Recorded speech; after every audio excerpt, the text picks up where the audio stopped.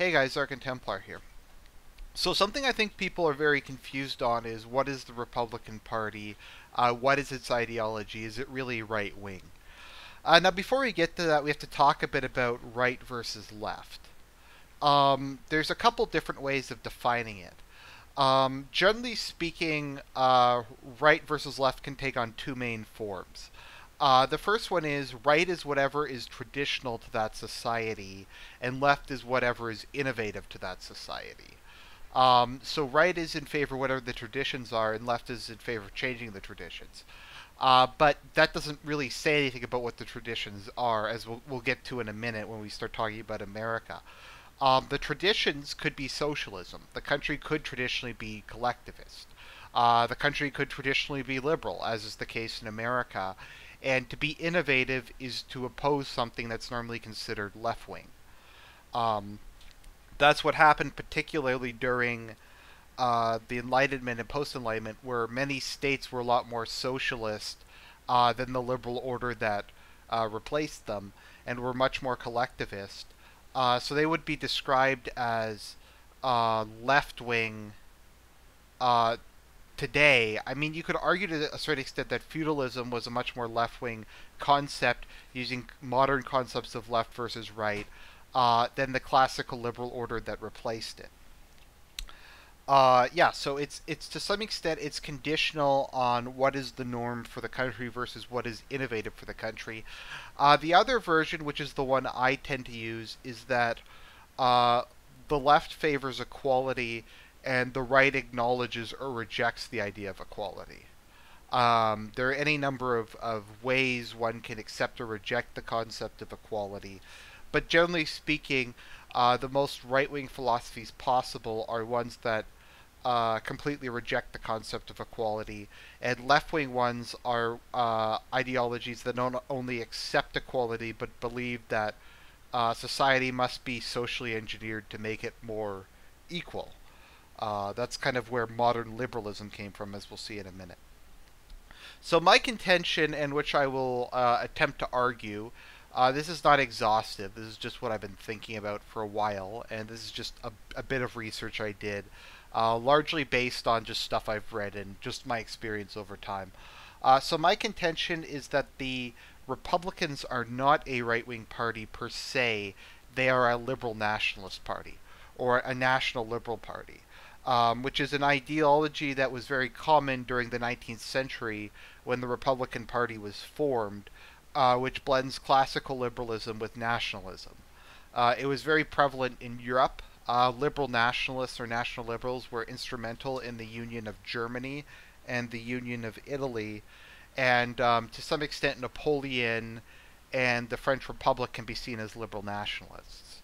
So it was very prominent around the time the Republican Party was founded, and I think the Republican Party has been more or less consistently a liberal nationalist party ever since its conception.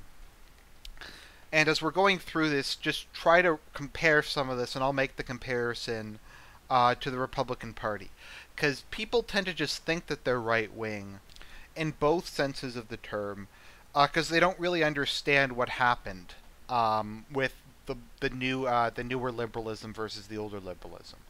The older liberalism of the Enlightenment, as we'll get into with classical liberalism, was the idea that the way to make an equal society was to ensure maximal freedom for the individual. Because they believed people were more or less equal. People had similar abilities. People could basically do whatever they wanted to do. If you would just work hard, if you just be an entrepreneur, if you would just make sacrifices and practice self-restraint and good moral values or whatever, then you would succeed in society, and that society would more or less become equal through a minimization of government. The view was that government, banditry, corruption, and taxation, along with some other things, were the reason why people weren't more equal and why people weren't more free. So there tends to be an idea that people are in general good. That's kind of one of the bases of it. People are good. People are organized. People will make good decisions. They don't require social engineering. They don't require any sort of control. government's role is largely there to act as a safeguard for liberty. Now, national liberalism, as we'll get into, kind of takes that idea and puts it on steroids and acknowledges that there's a need for a collective identity, but the collective identity is in of itself liberalism. And it is a ideology that aggressively defends liberalism, and in some forms is the idea that liberalism needs to be promoted globally, and that a liberal world order needs to be established. So let's just go through. I managed to find this. I'll post a link to it if I can remember. A classical liberal list of values. So liberty. The biggest thing is obviously liberalism, liberty, the ultimate freedom of the individual. That's a big thing in the Republican Party platform. They always talk about my freedom, personal freedom, etc. Individualism, that the individual is more important than the collective. We should not sacrifice the interests of the individual for what people argue is the common good. I think that's very accurate. I think that's very much how the Republicans view society. If you notice, whenever they argue about things like gay marriage, they either argue about it from just like it says so in scripture standpoint, or from a personal freedom standpoint, that if we allow gay marriage, then it'll restrict other people's freedom. They don't argue from a standpoint that it's bad for society. They don't make traditionalist arguments about that. They don't tend to make collectivist arguments at all. Most of what they say and most of the arguments are framed in the idea of what's good for the individual. The idea that there's a collective good, generally speaking, I find doesn't really occur to them. It's all about what's good for the individual. Many of them will deny the idea that group interest exists. Like, if you ever notice, the left will say, oh, there's black interests, there's feminist interests, there's gay interests, etc. And the Republicans will just say, there's just American interests. And the center-right and kind of classical liberals are like that in all contexts. Yeah. And they deeply despise any type of group identity. Skepticism about power. Questioning how the government is using its power. Classical liberals believe that the individual is the best judge of their own interest, not the government or anybody else. I would say traditionally the Republicans are very much in this camp. The Bush years were kind of weird. That's partially due to hysteria. That's partially due to the Republican Party being controlled by the neoconservatives, which is basically liberal nationalism, but much more cynical, and with a injection of kind of Trotskyist, Marxist, global revolutionary zeal. Kind of in the neoconservative idea and how it's a bit different is there's a need for a much stronger state and a vanguard party, if you will, to ensure classical liberalism. Is kind of more how their ideology works. A bit like how there's different strains of communism, whereas in like anarchism, the idea is the state melts away and people will be equal and free then. Whereas in like Stalinism or Leninism, you need a strong totalitarian state to bring about an equal society. Rule of law, equality before the law, that there are some principles by which we should examine what higher principles by which we should examine what the government does. This is basically exactly what the Republicans say. It's the reason they have for opposing affirmative action. It's the reason why they oppose all forms of race-based politics. Generally speaking, they oppose gender-based politics. They don't oppose them for traditionalist or on egalitarian reasons. They oppose affirmative action and other positive social programs out of a belief in freedom, and that these things distort natural equality. So they think if we get rid of affirmative action, then the free market, individual initiative, and other things will create a more equal society. Civil society makes sure everything is under control, not chaotic. In liberalism, there is a, particularly classical liberalism, there is an acknowledgement that society has to be stable. This is part of the rule of law. It's kind of in its most kind of distilled form. It's kind of like the non-aggression principle, where you don't react with force unless someone else reacts with force. So classical liberals are very much in favor of law and order and dislike antisocial behavior. but it's in a rather limited context. Generally speaking, it doesn't include a lot of stuff like what the banksters did. Spontaneous order, people do not need to plan their lives. People do not believe that order requires some institution, somebody to manipulate and organize things, that they believe order can arise spontaneously. You hear this a lot, particularly among socially conservative classical liberals, who will say, well, if we just get rid of government and we just shrink government, then people will naturally become conservatives. It's the size of government that makes people in favor of bigger government, which was kind of the idea behind Iraq and Afghanistan, where they believed if they just took out like the strong governments there, then spontaneous order would follow. Like you had Rumsfeld go, freedom is untidy, order will follow. Free market government should not be involved in running the economy. Toleration, a belief that one should not interfere with things of which one disapproves. The practice of tolerating something, in particular differences of opinion or behavior. I do think the Republicans are very much, generally speaking, in favor of this. They will criticize things, but they're generally speaking unwilling to pass laws. They won't pass laws against abortion, generally speaking. They may a bit at a state level, but largely speaking, they tolerate that some people think it's okay to slaughter the unborn, and other people think it's okay. Kind of the position that they've kind of adopted as their official position regarding gay marriage is that it should be privatized and government should not be involved in marriage at all. That's how they view religion. That's how they view kind of church and state. They don't really believe in secularism in how it's normally understood. They just kind of believe in religious pluralism, which is a bit different. Peace, freedom of capital and labor. Yep. Republicans do tend to believe very strongly in mass immigration. They tend to be against any form of tariffs or protectionism, etc. Limited government. There are very few things the government can and should do in society. The goal of government is to protect the life, liberty, and property of its people. Well, life, liberty, and pursuit of happiness is more or less the American motto. Republicans are always talking about life, liberty, and property. It should be noted, abortion isn't necessarily a left-right issue. The principle can be, if you're going to apply human rights, that the unborn have human rights. I don't necessarily see why that has to be just from a Christian position. In fact, there are many libertarians and many atheists who are anti-abortion because they believe individual rights apply to the unborn. So my point is just because theoretically, at least the impression is the Republicans oppose gay marriage and abortion, and that's kind of held up as proof that they're right-wing. If you really look into it, I don't think abortion is necessarily a left-right issue. And I don't think that, in most cases, the Republican rejection of gay marriage comes from traditionalist or rightist principles. It normally comes from liberal principles. Okay, so principles of classical liberalism. What is classical liberalism? All human beings have inherent dignity and worth. All human beings have inherent natural property rights. Governments and social arrangements are human constructs.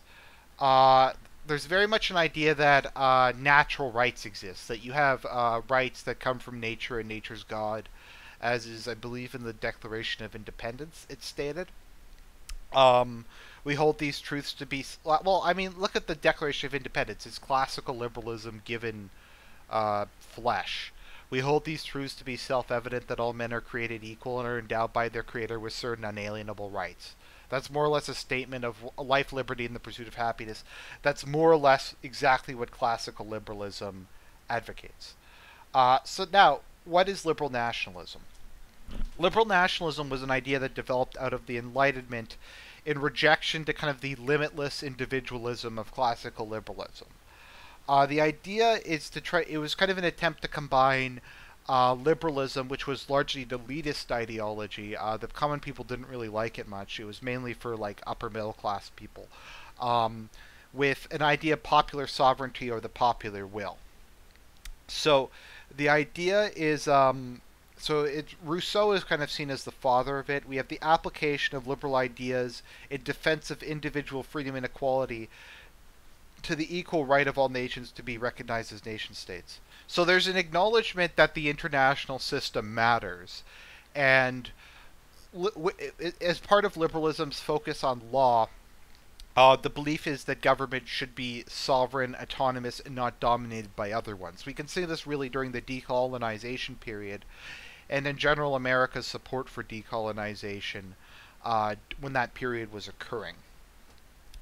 So it's basically the idea that just nations should be recognized, that there should be a national identity which is based on liberalism.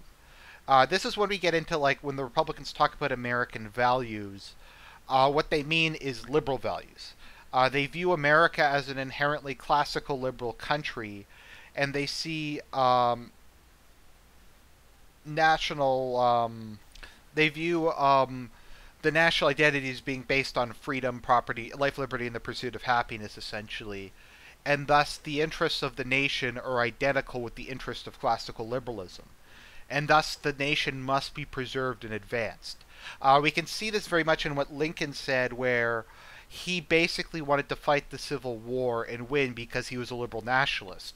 And he very clearly stated this in the Gettysburg Address, where he said, so government, we must win this war, basically, so government of the people, by the people, and for the people shall not perish from this earth. He viewed America as a nation as being the kind of the ideal liberal state. And thus America had to be preserved, and America has to be strong to preserve liberalism. This is in contrast with ethnic nationalism, which is the idea that the people themselves have to be preserved, and even to some extent cultural liberalism, cultural nationalism, which is the idea that the core culture of the nation or the religion of the nation has to be preserved. Classical liberalism posits that the nation is liberal and thus must become strong and able to maintain its sovereignty in order to protect individual freedom. So generally speaking, liberal nationalists, when kind of taken to its extreme, is also a belief that all states should be liberal, which is to some extent what the Cold War was over and what the neoconservatives' doctrine was over.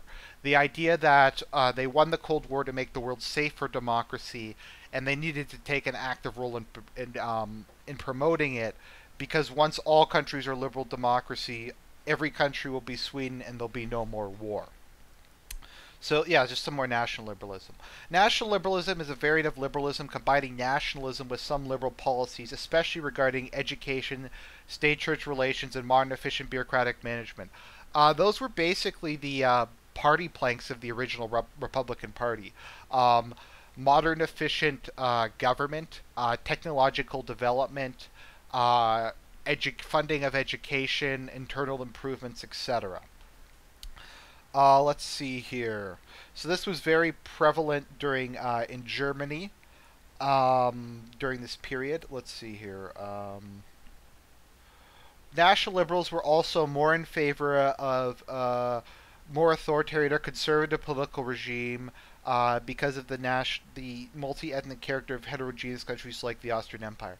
We can see this to some extent in the Republicans' disdain for democracy to a certain extent in favor of more rule of law and more national policies. In general, I find Republicans tend to be very much against referendums or any form of direct democracy. There's just kind of a bit of a cynicism about the people being too involved in government, but it doesn't come out of inequality or elitism. It more comes out with a fear of a tyranny of the majority. So it's kind of the opposite to at least what I think of what the right normally does. So civic nationalism is a kind of this is kind of another more common term for liberal nationalism. Believe in a non-xenophobic form of nationalism compatible with values of freedom, tolerance, equality, and individual rights. Civic nationalists often defend the value of a national identity by saying that individuals need a national identity in order to lead meaningful autonomous lives, and that democratic polities need national identity in order to function properly. Civic nationalism is the form of nationalism where the state derives political legitimacy from the active participation of the citizenry, to the degree that it represents the general will. Civic liberalism lies in rationalism and liberalism. So I would say, in terms of the Republican view of illegal immigration, no one in the Republican Party really rejects it out of race or even really cultural backgrounds. They reject it because either they see the rule of law as being fundamental and it being more important than anything else, and they have to be deported because that's what the law states. And liberals are nothing if not legalists. On the other hand, the other policy, if you will, is out of the idea that the illegal immigrants don't share core American liberal values, that they have socialist values or parochial values that are incompatible with America. It's not even that they're culturally incapable of integrating; it's that they're not committed enough to liberalism in order to become a functioning part of American society, which is why the Republicans support unlimited immigration. It just has to be done in such a way that the people are taught about and made to comply with classical liberalism and American values. So if we just look at the Republican Party platform briefly, I know this is a long lecture, but there's a lot to cover. Let's see here.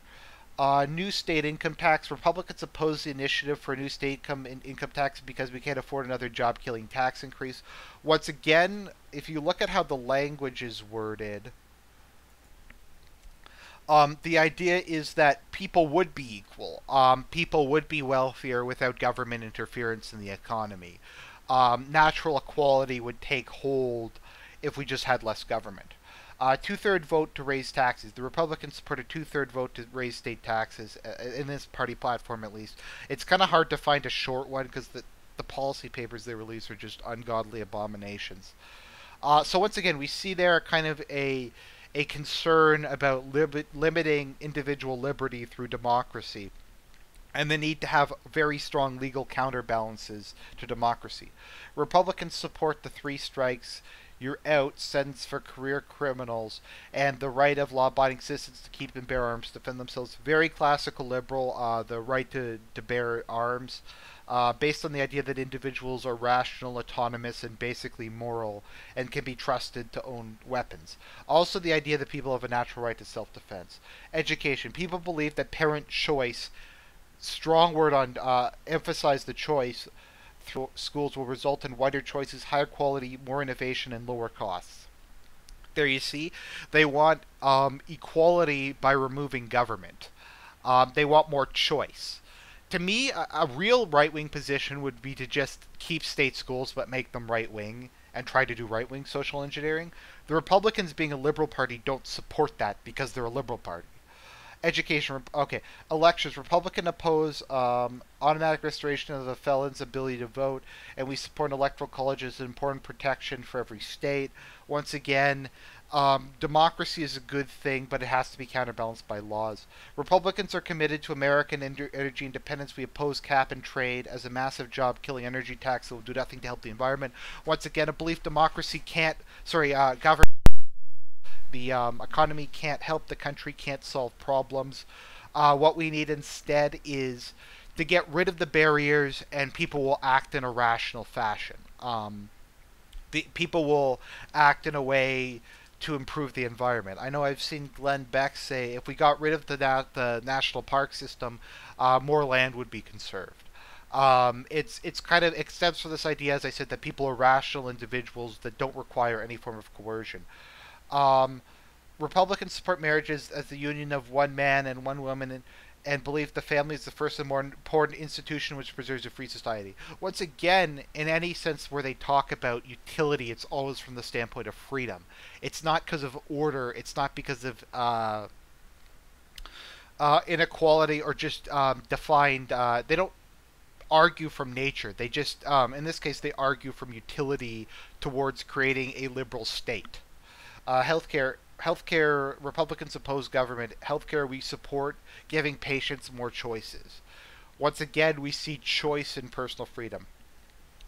Republicans are committed to securing our national borders and implementing an enforceable guest worker program, which basically is a form of immigration.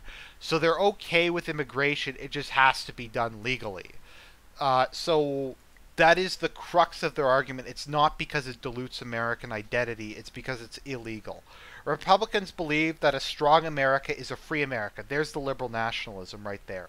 America has to be strong in order to protect its freedom and to defend the liberal state. We support policies which defend our national security and ensure peace through strength. Liberal nationalism. Republicans oppose all new tax increases. We believe that limited government is the foundation of a free society. Once again, freedom. And here's just another platform we're just going to go through really quick. Faith and values. We must maintain a moral sense of moral principles based on our faith in God. Now, how this is applied is in a very biased way. Basically, if you read anything by an evangelical Christian, they will say that limited government and classical liberalism is something that God ordained, and they will look through the Bible to find stuff that supports it. They will argue that the early Israel, the Mosaic Republic, was a limited government with a constitution built on the rule of law and popular sovereignty, and that the story of the Bible is a corruption of natural property rights and natural freedom by implementing monarchs. And that was when it went downhill, because the core lesson of the Bible is putting much too much power in the hands of one individual. So, as far as it goes, faith and family values normally is within a context of personal freedom and justifying personal freedom. And the kind of traditionalist positions they do take also tend to be from the idea that social liberalism impinges on personal freedom. Personal responsibility. We believe that as individuals, take primary responsibility for our own and our family's well-being. Once again, people are autonomous, rational individuals who will act in the best interest and can take care of themselves. Fiscal responsibility. We must have a strong fiscal principles to assure a strong and robust economy. Once again, getting government out of the private sector improves equality and brings about a more just state. Rule of law. We have and must enforce just and fair laws. That's a core aspect of classical liberalism. It's one of the reasons the Republicans always lose whenever they take power. They can't bring themselves to roll back anything because it's legal. They can't undo laws because it's against their ideology. It's why they haven't been able to overturn abortion, because the Supreme Court passed it, and they just accept whatever the Constitution says and whatever the Supreme Court says. Keep in mind, liberalism can be skeptical of change. In fact, kind of more modern liberalism and kind of where liberal nationalism and liberal conservatism developed from was Edmund Burke, who was pro-change and didn't really have any solid principles, but just said change has to be slow and measured. And the Republicans, generally speaking, have accepted every single change that the left has brought about. Constitutionally limited government, that's extremely classically liberal. National security and sovereignty. We must be safe and America must be strong to ensure freedom and to ensure the dominance of liberalism both at home and abroad. So that's kind of my argument. I hope that makes sense. This is Argent Templar signing out.